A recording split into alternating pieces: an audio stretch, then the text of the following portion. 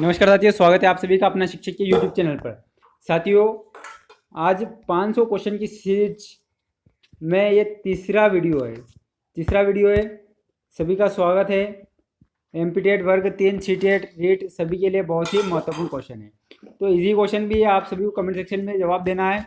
चलिए शुरुआत करते हैं। पहला क्वेश्चन है यहाँ पर, वायु प्रदूषण प्रकरण पढ़ाने के लिए 4 अलग अलग विज्ञान शिक्षक 4 तरह की शिक्षण पद्धतियों का प्रयोग करते हैं। यानी कि प्रकरण पढ़ाना है अपने को वायु प्रदूषण का, उसके लिए टीचर भी कितने हैं? 4 है।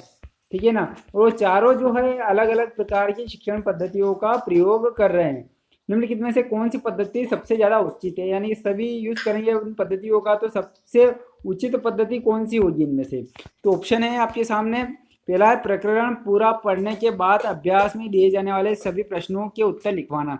यानी कि प्रकरण पढ़ा दिया, उसके बाद में अभ्यास में जो प्रश्न है, सभी को पता है कि प्रकरण पढ़ाने के बाद में अभ्यास में क्वेश्चन रहते हैं, तो उन सभी के उत्तर लिखवाना। या फिर दूसरा टीचर क्या करेगा कि विद्यार्थियों को वायु प्रदूषण पर वृत्त चित्र दिखाता है, वायु प्रदूषण के ऊपर एक वृत्त चित्र दिखाता है और पूरा उसको एक्सप्लेन करता है। तीसरा देखिए, विद्यार्थियों से कहना कि वे दीपावली से पहले और बाद में वायु के नमूने इकट्ठे करें और उनकी गुणवत्ता का अध्ययन करते हुए निष्कर्षों को सारणीकृत करें।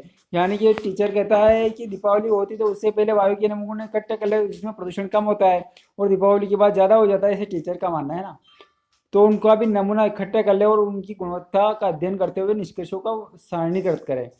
और चौथा जो टीचर है वो बोलता है कि मतलब उसकी जो विधि होती है, विद्यार्थियों को पाठ्य पुस्तक में प्रकरण का सस्वर पठन करने के लिए कहना। यानी विद्यार्थियों से बोला जाए कि आप अपने स्तर पर इसका पठन कर लो, और संकल्पना शब्दावली का अर्थ स्पष्ट करना, और जो शब्दावली होती है उसका अर्थ स्पष्ट टीचर कर देता है। 4 ऑप्शन है, सब ऑलरेडी सबको समझ में आ चुके हैं। तो इसमें सबसे उचित पद्धति होगी सेकंड नंबर का ऑप्शन, अपना सही होगा, विद्यार्थियों को वायु प्रदूषण पर वृत्त चित्र दिखाना। अगला क्वेश्चन देखिए, सभी बड़े शहर सड़कों पर भारी संख्या में वाहनों के कारण पर्यावरण प्रदूषण की समस्या का सामना कर रहे हैं। यानी जितने बड़े शहर है उनमें सड़कों पर जो ज़्यादा संख्या में वाहन चलते हैं, तो वहाँ पर प्रदूषण की समस्या का सामना करते हैं। और पर्यावरण संरक्षण के लिए शहर के लोग व्यक्तिगत रूप से रिक्त स्थान के माध्यम से अपना सहयोग दे सकते हैं। तो कैसे दे सकते हैं? यहाँ पर पहला देखिए, पहला ऑप्शन यहाँ पर, पर्यावरण सुरक्षित सीमा के लिए व्यक्तिगत वाहन के इंजन की नियमित रूप से जांच करवाने के द्वारा आने जाने के लिए सार्वजनिक यातायात का प्रयोग करने, अक्सर घर से बाहर जाने से बचने, या फिर व्यक्तिगत वाहन जैसे स्कूटर कार आदि नहीं रखने। तो यहाँ पर इसका जो सटीक आंसर होगा वो होगा आने जाने के लिए सार्वजनिक यातायात व्यवस्था का प्रयोग करने। इसके लिए जो है शहर में होने वाला प्रदूषण को कम किया जा सकता है। चलिए अगला क्वेश्चन देखते हैं कि कक्षा में एक प्रभावी शिक्षण अधिगम प्रक्रिया होती है जब शिक्षक बच्चों के ज्ञान को पढ़ाई जाने वाली नई संकल्पना के साथ जोड़ने में सहायता करता है। इसके पार्श्व में निहित उद्देश्य रिक्त स्थान को बढ़ावा देता है। यानी क्वेश्चन का अर्थ हो रहा है कि शिक्षण में जब अधिगम होता है, प्रक्रिया चलती है अधिगम की, तो उसमें शिक्षक जो है, जो पढ़ाने वाली जो जो प्रकरण होता है, जो संकल्पना होती है, तो उसको उसके पूर्व ज्ञान से जोड़ा जाता है, तो इसके पीछे क्या उद्देश्य है? यहाँ पर देखिए, शिक्षार्थी स्वायत्तता, पुनर्बलन, ज्ञान का सहसंबंध एवं स्थानांतरण और व्यक्तिगत विभिन्नताओं। तो इसका सही आंसर क्या होगा दोस्तों? क्योंकि पूर्व ज्ञान से जोड़कर नए ज्ञान से जोड़ना, इसका सटीक आंसर होगा ज्ञान का सहसंबंध एवं स्थानांतरण। चलिए अगला क्वेश्चन देख लीजिए, वायु हर जगह है प्रकरण पढ़ाते समय एक शिक्षक विद्यार्थियों से निम्नलिखित प्रश्न पूछता है। क्या पूछता है? वायु का प्रकरण पढ़ा रहा है शिक्षक, ठीक है ना। तो अब क्वेश्चन पूछता है पहला, क्या मृदा में वायु है, जो यानी कि जो मिट्टी होती है उसमें वायु होती है? क्या पानी के अंदर वायु है? हमारे शरीर में वायु है? क्या हमारी हड्डियों में वायु है? तो यहाँ पर देख लीजिए कि शिक्षक विद्यार्थियों में निम्नलिखित में से कौन सा कौशल विकसित करने का प्रयास कर रहा है। यानी कि वो वर्गीकरण का कौशल विकसित करने का प्रयास कर रहा है, या फिर चिंतन का कौशल विकसित करने का प्रयास कर रहा है, या फिर संवेगात्मक कौशल, या फिर अवलोकन कौशल। तो साथियों यहाँ पर इसका सही आंसर होगा चिंतन का कौशल।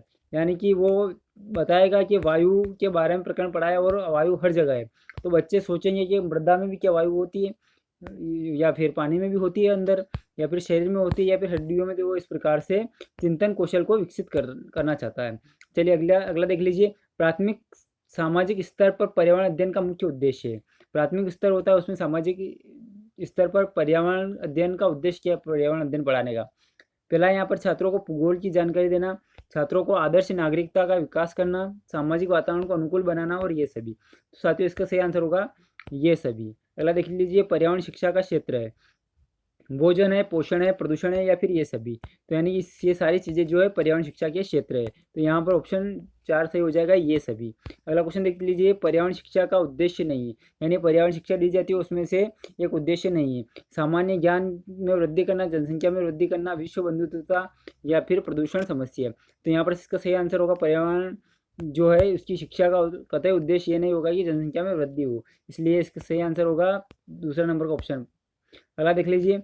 पर्यावरण अध्ययन है, यानी पर्यावरण अध्ययन क्या है? प्राकृतिक और मानव निर्मित पर्यावरण और इन दोनों के मध्य होने वाली अंतर क्रियाओं का अध्ययन, यानी कि जो प्रकृति द्वारा प्रदत्त है, प्राकृतिक है, नेचुरल है, और जो मानव निर्मित जो वस्तुएं हैं, जो पर्यावरण मानव ने क्रिएट किया है, उन दोनों के मध्य जो अंतर क्रिया होती है उसका अध्ययन है, या फिर केवल जीव जगत पर प्रकृति पर, यानी केवल जीव जगत पर प्रकृति का पड़ने वाला प्रभाव, यानी जो जीव जगत है उस पर प्रकृति का क्या क्या प्रभाव पड़ता है उसका अध्ययन, या फिर केवल वनस्पति जगत पर प्रकृति का पड़ने वाला प्रभाव, या फिर प्राकृतिक महामारियों का अध्ययन। तो इसमें से सही आंसर होगा अपना पहला नंबर का क्वेश्चन, यानी कि प्राकृतिक और मानव निर्मित पर्यावरण और इन दोनों के मध्य होने वाली अंतर्क्रियाओं का अध्ययन। अगला क्वेश्चन देख लीजिए। पर्यावरण शिक्षा से क्या लाभ है? पहला ऑप्शन है यहाँ पर पर्यावरण के महत्व का ज्ञान हो जाता है इससे। दूसरा ऑप्शन है यहाँ पर पर्यावरण प्रदूषण के कारणों की जानकारी हो जाती है। और तीसरा यहाँ पर प्रदूषण के प्रभाव से बचने के उपाय ज्ञात होते हैं, कुछ होता है अपना उपयुक्त सभी। तो ये आंसर सही है कि पर्यावरण के ये सभी जो है लाभ है। अगला क्वेश्चन देख लीजिए। पर्यावरण शिक्षा का मुख्य उद्देश्य क्या है? ये पिछली क्लास में भी क्वेश्चन पूछा गया था, यानी औद्योगिकरण की प्रक्रिया को मंद करना, शुद्ध पेयजल की आपूर्ति करना, खाद्य पदार्थों के उत्पादन पर जोर, या फिर प्राकृतिक संसाधनों को नष्ट होने से बचाना। तो यहाँ पर सही आंसर होगा इसका प्राकृतिक संसाधनों को नष्ट होने से बचाना। पर्यावरण शिक्षा का ये क्या है? मुख्य उद्देश्य होगा ऑप्शन के अकॉर्डिंग। अगला देख लीजिए 12 नंबर का क्वेश्चन। विद्यालयों में पर्यावरण शिक्षा अनिवार्य है। अब क्यों अनिवार्य है? पहला ऑप्शन देख लीजिए। पर्यावरण का ज्ञान देकर विद्यार्थियों को विद्वान बनाना, विद्यार्थियों में पर्यावरण चेतना जगाने के लिए, या फिर पर्यावरणविदों का मनोबल बढ़ाने के लिए, उपयुक्त सभी। तो यहाँ पर देख लीजिए ये सारे ऑप्शन जो है पर्यावरण शिक्षा के लिए अनिवार्य है, इसलिए यहाँ पर उपरोक्त सभी आंसर सही होगा। अगला देख लीजिए। पर्यावरण शिक्षा से आपका क्या अभिप्राय है? पहला ऑप्शन है यहाँ पर विद्यार्थियों पर अतिरिक्त बोझ डालकर व्यस्त रखा जाए, बिल्कुल गलत हो जाएगा। विद्यार्थियों को पर्यावरण का ज्ञान हो जाए, विद्यार्थियों का मनोरंजन हो, या फिर पर्यावरण को दूषित होने से बचाया जाए। तो यानी कि पर्यावरण शिक्षा का मुख्य उद्देश्य यही है कि पर्यावरण को दूषित होने से बचाया जाए, इसलिए ऑप्शन नंबर 4 अपना सही होगा। अगला देख लीजिए। औपचारिक पर्यावरण शिक्षा का अर्थ है व्याख्यानों द्वारा पर्यावरण शिक्षा, संगोष्ठियों द्वारा पर्यावरण शिक्षा, प्राथमिक से उच्च स्तरीय शिक्षा, और पाठ्यक्रमों द्वारा शिक्षा। तो इसका सही आंसर होगा पाठ्यक्रमों द्वारा शिक्षा। इसका पूरा एक्सप्लेन पिछली क्लास में किया हुआ है, आप वो वीडियो देख सकते हैं। पर्यावरण शिक्षा का मुख्य उद्देश्य है, क्या उद्देश्य है? पहले नंबर का ऑप्शन देख लीजिए, जागरूकता। दूसरा ऑप्शन है सहभागिता। तीसरा है अभिवृत्ति में परिवर्तन, और चौथा है ये सभी। तो पर्यावरण शिक्षा का मुख्य उद्देश्य जो है ये सभी होगा। जागरूकता के लिए भी उद्देश्य है पर्यावरण शिक्षा का, सहभागिता और अभिवृत्ति में परिवर्तन, इसलिए ये सभी होगा। तो दोस्तों धन्यवाद, थैंक यू फॉर वॉचिंग। बने रहिए चैनल के साथ और मिलते हैं एक नई क्लास के साथ।